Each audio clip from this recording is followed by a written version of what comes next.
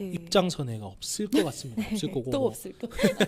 뭐 없을 것 같다. 계속 네. 지금 똑같은 이야기를 하고 네. 있는데. 정부는 없을 네. 거다. 항상 안 할 거다. 뭐 여담인데 이제 얼마 전에 한국갤럽 여론조사 보니까 네. 지지율이 24% 나오셨더라고요. 이게 뭐 집권 2년차 대통령 지지율로는 민주화로 이후로는 최저라고 이야기를 하더라고요. 기억하기로는 노무현 대통령 때도 2년차 때 33%였고 네. 박근혜 대통령 때도 33%였었는데 뭐 왜 지지하지 않는가, 왜 지지하는가 이런 것도 또 구체적으로 여론조사를 했어요. 한 25% 정도가 소통이 안 돼서더라고요. 두루뭉실하게 보자면은.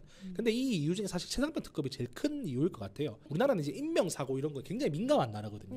그리고 우리나라 국민들께서 사람이 죽고 이런 일에 대해서 굉장히 민감하게 많이 네. 반응을 하세요. 뭐 그런 걸 또 생각을 해본다면은 사실은 지금 이게 어쨌든 한 명의 문제긴 하지만은 정부에서 이거를 비호하려고 하는 게 좀 국민들 눈에는 좀 안 좋게 보이지 않나라는 그런 생각이 좀 들고요. 네. 그러다 보니까 이제 야당에서도 지금 힘을 내서 최상병 특검을 받으라고 지금 이야기를 하는 것 같은데요. 네. 네, 이번 기자회견 같은 경우는 좀 특별하다고 보여줬던 게요. 개혁신당이 참여를 했단 말이에요.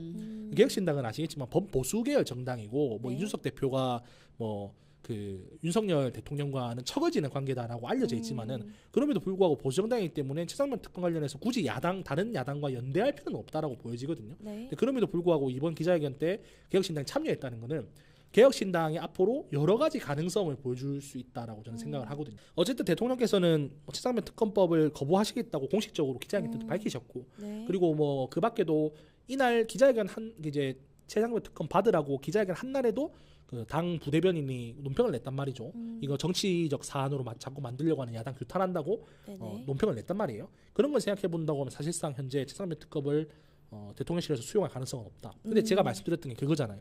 21대 국회든 22대 국회든 그게 중요한 게 아니다. 네. 계속 이렇게 야당에서 이제 이걸 이슈화 시킴으로 인해 가지고 국민들께서 최상병 특검에 관심을 가지게 되면은 결과가 어찌 나오든 간에 무조건 이건 대통령의 큰 정치적 부담으로 작용할 수밖에 없거든요. 근데 지금 그게 계속 지금 그런 상황이 만들어지고 있어요. 지금 시민사회 단체도 그렇죠. 참여하고 있고 야육당 전부 다 지금 다 특검 받으라고 지금 이야기를 하고 있고 지금 그런 상황이거든요. 근데 이 정국을 타개하려고 한다면 제가 대통령실 관계자고 대통령을 모시는 입장이라면은 네. 저라면은 일단은 박정훈 대령에 대한 공소 취소를 해야 될 것 같다. 그것부터 먼저 취소를 하시고 나서 뭐 특검을 안 받든 그렇게 하셔라라고 이야기를 할 것 같거든요. 지금 최상병 특검을 하자는 이유는 대통령실에서 부당하게 수사 외압을 했기 때문에 특검을 하자는 거예요.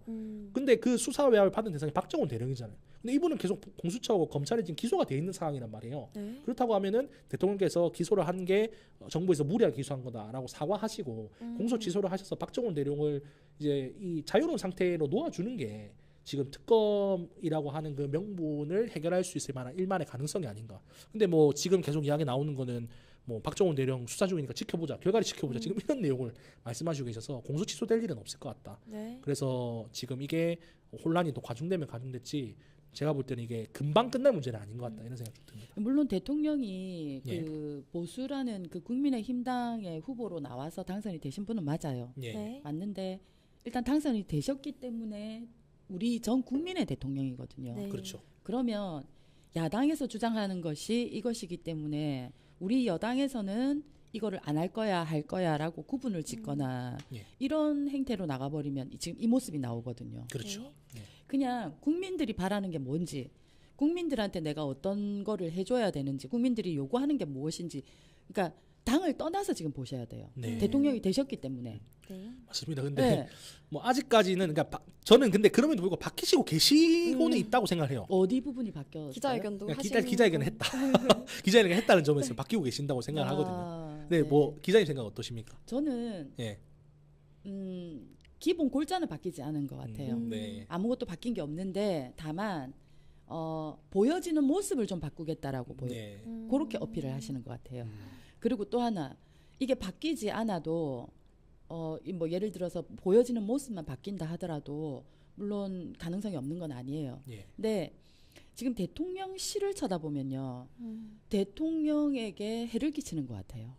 대통령이 설령 일을 못하더라도 잘 모르더라도 대통령실에서 잘하면 측근들이 잘하면 대통령도 빛나 보이거든요.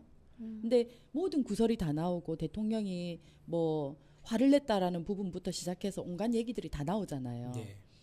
자제하셔야 되는데 이런 부분이 다 나온다는 거고, 이런 부분이 다 나온다는 거는 대통령실이 정말 대통령을 보좌를 잘 못하고 있는 것 같다라고 생각해요.